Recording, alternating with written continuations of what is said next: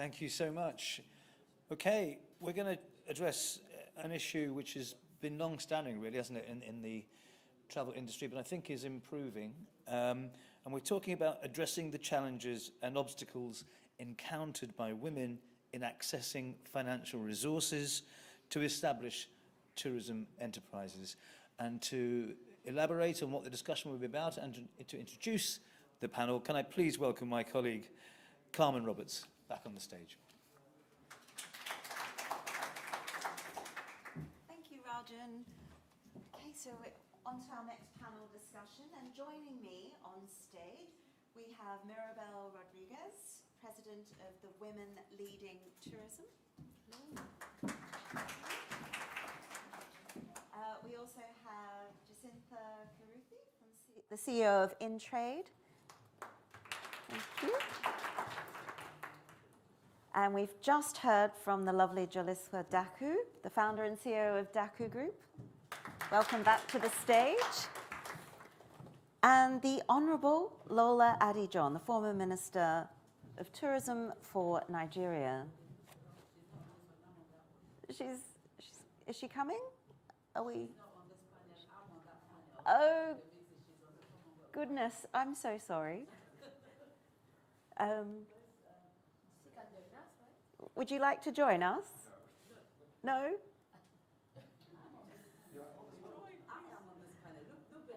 Oh gosh, sorry. Sorry, all right, goodness. See, my sheet was wrong. I do apologize, Ola. Please come up. All right, CEO of West Africa Tourism Association.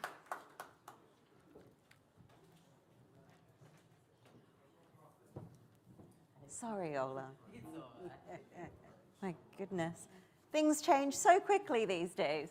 So, this is I'm so honored to be part of a women-only panel. I love this. I absolutely love it. But so according to statistics from the UNWTO, 54% of women are in the global tourism workforce. 70% of that is in Africa, which is great. But only 25% of those women are decision makers. And that percentage decreases even further the lower down we go, the higher up we go on the corporate ladder. So my opening question to everyone, just so we can get one sentence in and hear from everyone first off, what can we do? What's the one thing we can do now to change this imbalance? So I'll start with you, Maribel. Hello, everyone. Hello, Taleb. How are you? It's amazing seeing you and good friends here. One of the things that I think is very important are companies, they need to have a roadmap to be able to have a plan so women have a way to go. That's my niece. I have a lot of things to say, but she only asked me one. Okay. Thank you. All right. Thank you, Carmen. Good afternoon, everybody. Good afternoon, everybody. Yeah, I know it's been a long morning, but it's fantastic to be here. And thank you for doing the distance, right? I believe it's going to be a very amazing conversation. Now, women not being in the top 25 as far as decisions are concerned, women have a role, a very important role. They're mummies, true or false? They get into another track and they become child bearers. So that takes their attention away to raise their families, spend their time there. And then what happens is that time flies. So if you ask me what to do, is to give women the opportunity for returnships, that they use that skill that they have garnered as a mom to come back to the workplace, and I believe they will make better decision makers. Yes, because it's a skill that you can replicate and also use across other industries. So returnships, from where I'm standing, would be a brilliant way to bring women back into that space. Great, right. Thank you, Jacintha. Xoliswa, what's your take on this? What's the one thing we can do now? I think having worked in the space on women empowerment, it has always been about lobbying and advocating for conducive policies, and it has worked in my country. If you look at 52% of our population is women, so we had to make sure that we change the status quo, and that's what has led to some of us to be where we are today, to reach the highest level of the echelon, and actually opening up the supply chain within that. So currently we've advocated for 40% procurement, and it's working. Great, thank you. And Ola Wright, what do you think? Yeah, so is this working? Yeah. You can hear me, thank you. And I think we just need to change our mentality. I think men just need to change the mentality. I cannot tell you how many times sometimes they're like, oh, she's just a woman. You know, or you're driving, oh, it's a woman behind the... I mean, I get that a lot. You know, where even before you drive, they instantly think you cannot do a certain maneuver because you're a woman. Then I'm like, I'm going to show you how it's done. And I get behind the wheels and I do it. Then I'm like, oh, sorry, you're different. So we just need to have a mentality change. And I think also as women, we've been put down, you know, for too long that we start to believe that narrative as well. You know, I choose to be different. And I choose to always let people know that I'm different. Don't put me in that box. So a mentality change. Yep, change the mindset. I understand we're also joined by Memunatu Pratt. Hello. Thank you for joining us. The former Minister of Tourism in Sierra Leone, thank you for joining us via Zoom link. Have you heard the previous part of the conversation? How, just a quick one-sentence or two-sentence answer on how we can address the imbalance of women in power in tourism, and what's the one thing we can do now? What do you think? I think the biggest thing for us to do is to address the gender inequality and then also to address the gender gap. Because if we constantly do not try to address it and try to achieve the SDG by 2030, all other issues pertaining to women are not going to be fully acknowledged. So my take is addressing the gender gaps, having the laws, having the requisite frameworks, and then also building on government policies that can address women's empowerment. Because once you address women's empowerment through raising their voices, giving them empowerment through the laws, giving them voices in order that they can make a decision for themselves, they can be able to determine as to probably how they are going to make sure that their contribution is felt, I think we'll start to address the problem. Because my take is that we cannot divorce the two. Talking about women in tourism, women in enterprise development, women in digital skills, women in innovation, women in terms of access to loan and credit facilities, has to do with the laws, has to do with the frameworks, and then has to do how these are supported and how countries make provision for this, how the private sector comes in, how women's specialized programs are developed, how do we ensure that the socio-cultural barriers are addressed, because these are the critical issues that are affecting women. And I must also say that the poverty gap is in our own countries. So even if you take tourism development, the tourism development is a particular area, because of the level of poverty of women and because of the lack of inclusion of women, because of the lack of financial exclusion of women, it's becoming a problem. So what we need to do is to ensure that we structure the loan system, we give them access to facilities, we give them education, we give them skills training, we give them digital skills, and then also we build them into strong entrepreneurs. Let them become proprietors of hotels, let them own guest houses, let them own restaurants, and then also working within the hospitality industry, that these women are fully capacitated so that they become managers. Because a study which we did in 2019 clearly shows that there is a huge disparity gap. And when you visit these hospitality institutions, very, very few women are at the top. Most of the women are down the ladder. So I think that is my take for now. Great. I think there's very valid points, very valid points. And all of you women here on the panel, I'm sure you've taken part in panels like this before, haven't we? We hear this same thing over and over again. Why isn't it put into action? Or when will we see it happen? I think it would be great that instead of being all women, we have a mix between men and women and discuss about the subject. But that's good, because it's good that we have males in the room. I totally agree with my colleagues here, but we have to be practical. We need to use data, say how many women, where we want to go, and the how we are going to be able to achieve that. I like the quotas, I like the gender gap, and the reality is that we women, after COVID, after pandemic, We were the ones really moving the agenda, changing everything. But, you know, when everything was sorted, we went back to our position and men came back. No, we need to stay. And for that, we need to have a plan, but we need to have reference.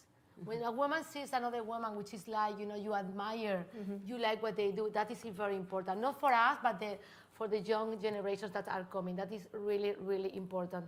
They have to see a person that is a figure that you want to do whatever they do. And we can all be mothers and friends and colleagues. We have done a study in the association I lead, which is Women in Media. And it's very funny because when you talk about a man, it's like leadership, strong, visionary, ambitious. And when a woman has all that, it's like, oh, she's an iron woman, she's very cold. Or it's associated to empathy, she's very nice. So we're not even language-wise, we need to really do a lot of changes. We cannot wait till 122 years like the web is saying that gender gap is gonna be, you know, sorted out. We don't have time for that, right? Yeah. I'm not. Jacinta, what's your take on this? My take would be, I feel the disparity comes from women wanting to be perfect. True or false? Women want to get it right to a T, right? And we have watched our counterparts as men, honestly, with 30%, he's happy. But as a woman, you will feel, I need to get to 80%, I need to have it perfect. Only then can I present myself. Because believe it or not, as women, we are damned if we do, and we are damned if we don't, isn't it? So when you get there and you feel you're not sufficient, honestly, what it takes to bring you down is just a sentence. True or false? Yeah? So we feel, and I know I can see a couple of smiles in the audience, we want it perfect. We want it down to a T, just like we take care of our homes. We want everything to be aligned. And only then can we feel we're giving our best. So, I don't know, we cannot, from where I'm standing, we will never be the same. But there is a value that a woman brings to any space, the effeminate. The effeminate, as she says, is the empathy. It's the seeing things from a different perspective. It's being able to stand here in your own skin and feel comfortable and say, you know what, take me for who I am. And that is okay. And I think that is the mentality that we need to move forward with. It is okay not to be okay. I think that's my takeaway, yes. And I think, Xoliswa, you mentioned earlier, it's mindset, isn't it? It really is mindset on, I see many men in position that will blag it, really. Right. And they've got the confidence. Yes. They have the confidence, whereas women, I feel, lack it. Why? But I feel that African women have more confidence. Is that true? I feel that's true. Well, I think it's by built. I mean, with regards to, we can talk about societal issues and take the whole day and realize how households are being developed and who are behind all these households and the matriarch system that runs within the African continent. But I think more than anything else, I want to come back to something that is more valuable for women in general, which was mentioned by one of the speakers, the ownership part. And in order for us to be able to get more women to build that level of confidence and leadership is actually to see women actually owning this wealth as well. And then another thing that you actually get, because I'm a hotel developer, and you'll find that we are few in South Africa or anywhere that are in that space. Most of us are in the softer skills or services industry, not necessarily in the ownership of the actual wealth within that. So we've got to encourage these things and ensure that women actually become part or own these trades so that they could actually ensure that more women participate within that environment as well. Because we have a tendency, one of our deputy presidents used to say, lift whilst you climb.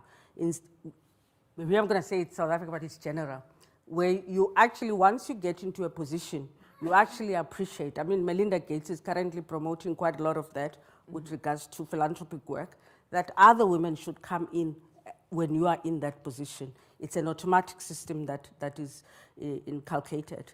But maybe another thing that from an ITIC perspective, how do we then see it from a conference perspective that as we're approaching these deals, how many women, I think my sister spoke about data, are getting into these deals and going up the ladder? That would also be valuable for us to trace the system and ensure that it is compliant. Yes, because there are a significant portion of African women who are self-employed and entrepreneurs. Yeah. But the key for this is securing finance. Yeah.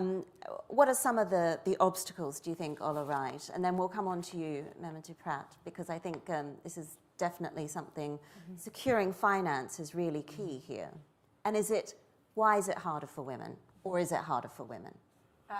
Well, I think I'll just, also just speak from experience and from knowledge. And I'm sorry, I'm a straight shooter, so, I speak as it is. We love straight shooters. Thank you. Again, and the reason I said, it's a mind game earlier, it's about a mindset.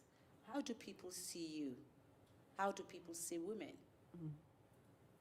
How do men see you? Because how do men see you?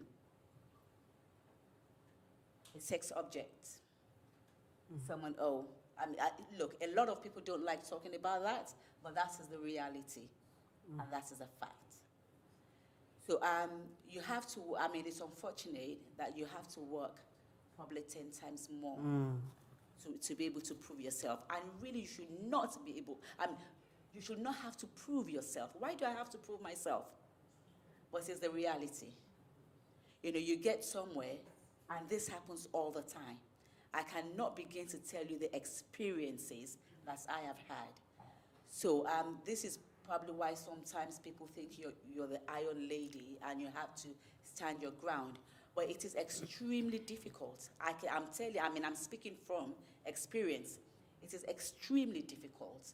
Not even just with finances, to be able to really get where you're supposed to be.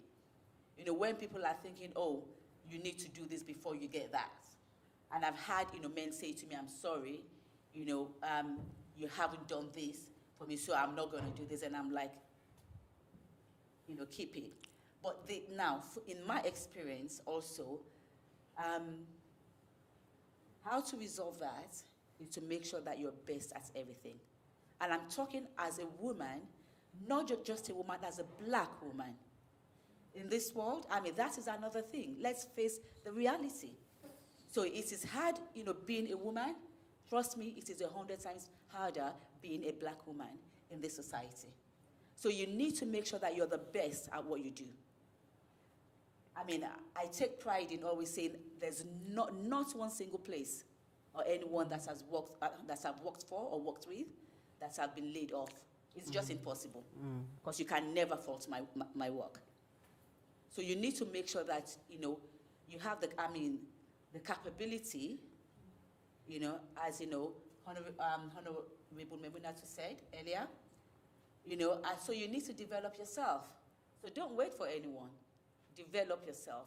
When you're the best, people have no choice. Even if you're the biggest CEO, people have no choice. They will always come back to you. That's my take.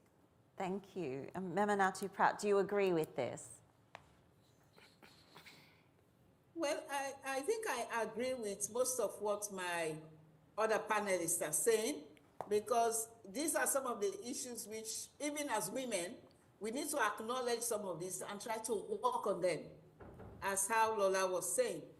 But my point now is to look at what is the role of men in all of this. And I think the narrative over decades have been that because of the socio-cultural barriers, because of the violence against women, because of the sexual gender-based violence, and even because of voting rights, we have already created a situation where we think there is a disengendered communication between us. So I think we now need to move the discussion above this and to talk about the he for she men. How many men do we have today that want to support women? Because if we have the he for she men, we try to convince as many men as possible. Because men are husbands, men are fathers, Men have daughters, they have sisters. So the narrative of creating the situation that probably like some lack of insensitivity by them because of what they have been believed to be in and how they have been socialized from birth and how society has presented women. I think it's now time to move back and to see how do we change those stereotyping? How do we get men to support us? I think that's really the issue. If we have, let's say, exactly, maybe let's look at all the men in that room today that are listening to us and say we appeal to them, that we want them to be a huge champion for us. I think it makes a lot of sense. So my point I'm making is that there are issues of education, there are issues of lack of confidence, there are issues of cultural discrimination and all of that. But then also, I will want to submit that we have many more men that if we are able to convince them, I am sure they will come on our path, and they are willing to do that. So we now need to talk about fully engendered approach. Approaches wherein we can bring women and men together in a struggle and chart the way forward. I know that most of the things which we are talking about are not their creation, okay? But we can also say that some of them, because of masculinity, I mean, they can overpower women and in fact even become intimidating to women. So I think it's high time that we talk about this. Now for tourism particularly, the problem has been that this is a sector which for many, many years has not been the mainstream of development. I think if you can remember, tourism has also come in the mainstream of development in the last 20 years. And for women, it's the last decade that we really have been addressing the issue of women in tourism. And there are lots of research work that are going on. So we need to see how we can bring women to own restaurants. I know they are there, but we need the big business women, the women who can lead the branding world, and the women who can hold the 5- and 4-star hotels. But how do we get there? So I believe that we need to remove the shackles of the challenges in the loan system in the banks. We need to let people who are supporting us to know that we are confident we can actually do business. We need to have the marketing knowledge. We need to have the digital skills, but it takes time. So that is why we need special programs, crowdfunding, training women on proposal writing, getting them to be confident in speech making, getting them to be financially literate. I think these are all the fundamental things which we need to do. But I should finally say that women are the different strata. They are the top, very few in tourism, in the middle they are there, but there are many at the bottom who, because of lack of empowerment, they are still there. But we think we can do more with women in businesses, because at that level, we can have more creatives, we can have more innovation, we can have more people in the vegetable gardening that can also be linked to hotels as well. I think you made a very, very valid point. We can talk to the cows come home about women, we can talk as women, but without male allyship, we won't get anywhere. How? I couldn't agree more. Actually, if we cannot do this alone because we live in a planet with half and a half, right? We need to be totally aligned. And what she was mentioning was totally certain, but there are many things we could do.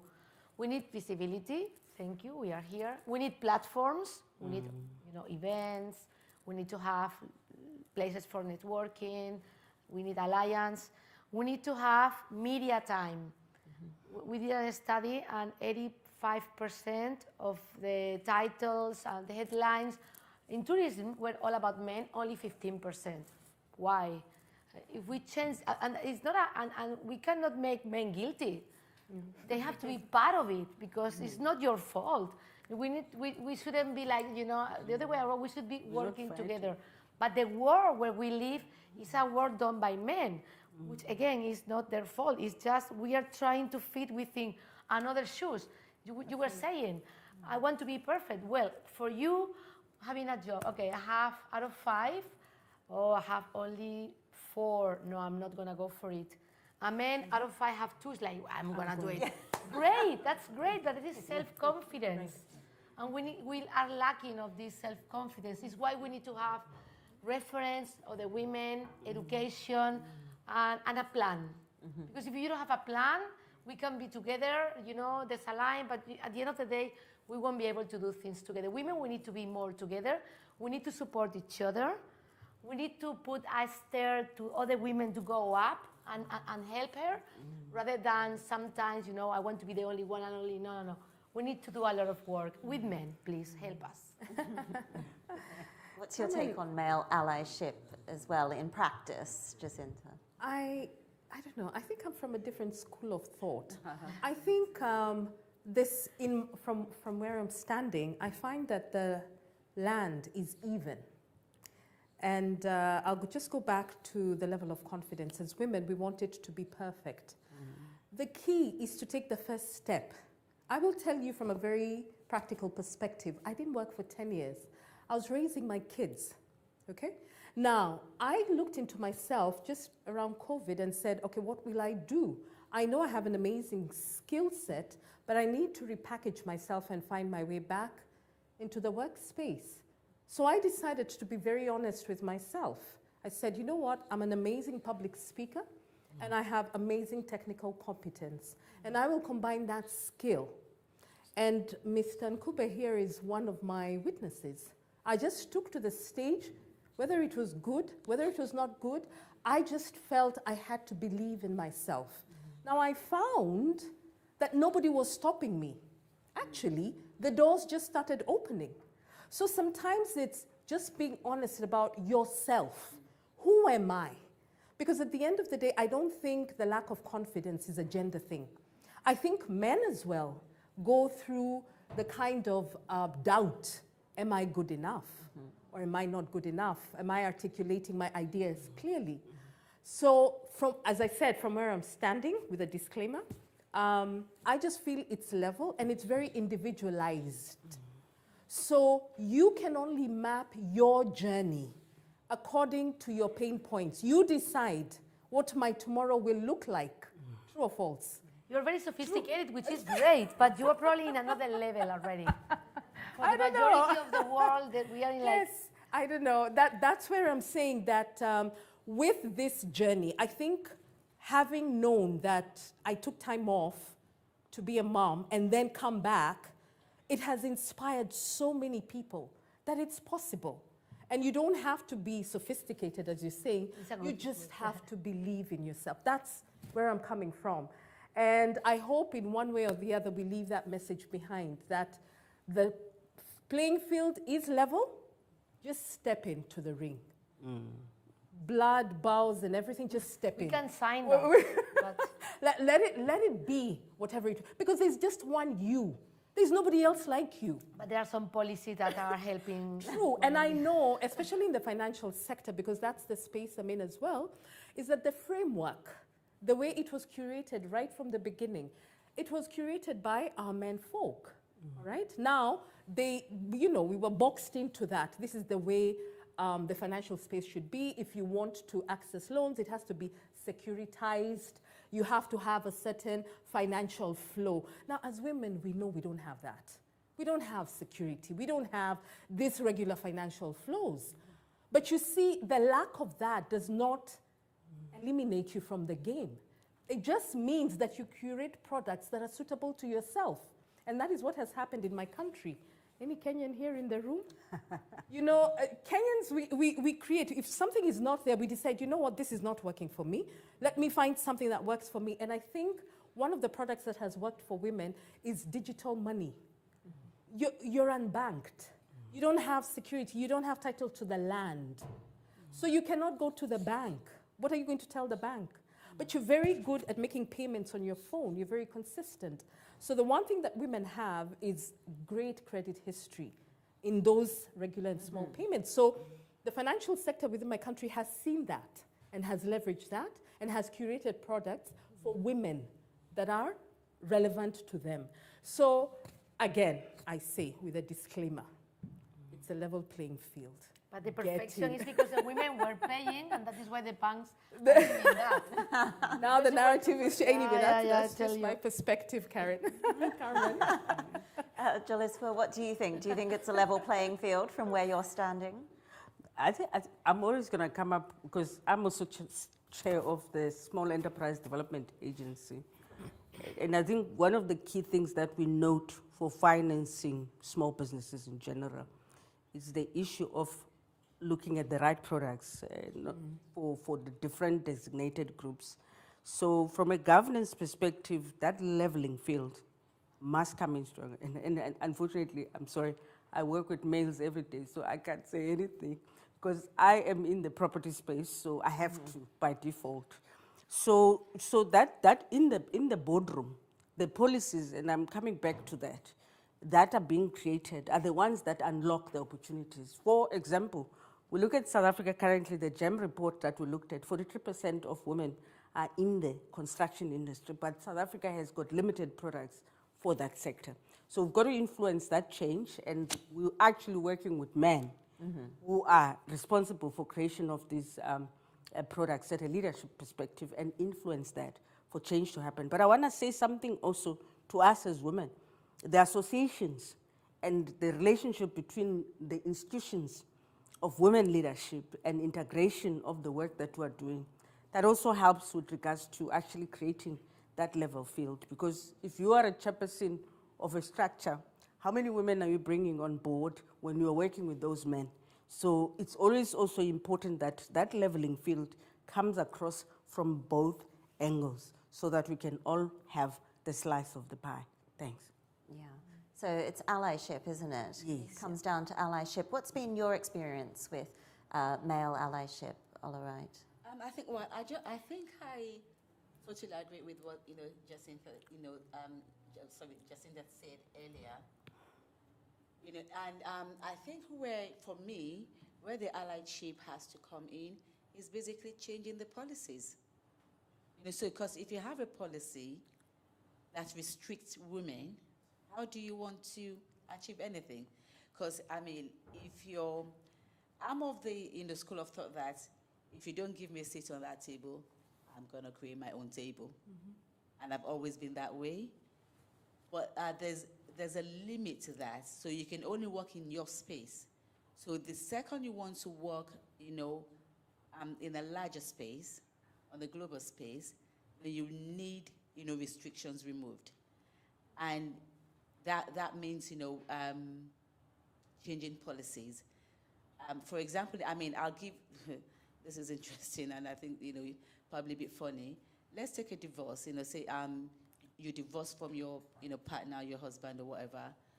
You find that a lot of women will have more liberty in a country like the UK or the US. But you then hear, go to Africa, oh no, 50-50, where? And yet you've worked with this, man, you've built the estate together, but then you don't have any access to that if you separate. So the policy, there's a policy supporting that. So that needs to change. So we need to get back to the policy makers and make sure that, the change that, and that is where, for me, the, being an ally comes in. Definitely. And you say changing policy. We'll have to wrap up soon, unfortunately. But Memunatu, Pratt, this is easier said than done, isn't it? Changing policies, especially at a government level. When she talks about changing policies, at the governance level, I was just smiling. Because what I've experienced is that governments are very good at making policies, making the changes, but implementing those are challenges. You need to have the right leadership. You need to have the right framework of government's budgeting, which we call gender budgeting. We need to have the right framework of private sector development. I think those are very critical because no matter what you do, if private sector development is not being propelled in such a manner that it can make provision when women go to the banks, they have access to loans. When women want land, they are not asked to go and bring some kind of a guarantor. And in my country, sometimes they don't even rent a house to a woman, except to a man. Yeah. So we have all of those things that are affecting us. But I strongly believe that the role of government in making sure that it puts its voices and monies into the changes that they want to see in women. Even limiting women in accessing political power where decisions are made. Africa, we still have a long way to go, even when we are talking about 30% or what have you. Now, even with the private sector, women are still struggling. So my conclusion will be that we need to start the lobbying, the pushing, having the champions, and then also having our voices heard in global platforms like this, and then ensuring that global development monies supports that are given for women in our countries, the women actually feel the benefits of those. So I think if we look at those things, I think the bigger picture is very critical into shaping the smaller picture and bringing a much change. Let me thank you all, and I hope we connect to meet sometime at another forum. And to thank Ayu and of course the chairman for inviting me to participate in this all-important platform. Thank you very much. Thank you. Thank you very much, everybody. I find it quite astounding that it's 2024 and we're still discussing how women can get better access to financing and where we're not punching more above our weight. So just quickly, if we want to just have a quick final thought at the end so you can all have your final say. That was my final say. What would you like to say? I totally agree with everyone here. Platform, visibility, we need a plan, we need to work together, and we need to work with our colleagues, the men. Okay, great. Jacintha. My parting shot is I have a business proposal. I have 2 million women in my country who are looking to be funded. So anybody with a certain amount of money, I have a business proposal. So please see me after this. It's very viable and they pay. And it's a phenomenal project. And I just met them before I came. So anybody looking to double your investment within a very short period of time, I'm the person to see. Thank you. It's a sales pitch. Exactly. Okay, Xoliswa. Well, with the 26 years in business, it's all about trust. It's about building trust so that you can ensure that you build resilient and sustainable businesses in the future. Great. All right. Yes, I just, as I always say, respect. So do unto others as you would like them to do unto you. So when you respect people, a lot of these things that we're talking about will not be there. They will not be a topic. So respect. Yes, thank you. And Memunatu, Pratt, thank you very much for joining us. Thank you. Thank you very much. It's a pleasure. I'm always available and then to support and to participate because I do quite a lot of programs. I have an organization. I established the Women in Tourism in Sierra Leone, and of course, it's doing very well. There are many, many things that I do. So, and apart from that, I'm also a consultant as well. So thank you very much. Okay, thank you very much.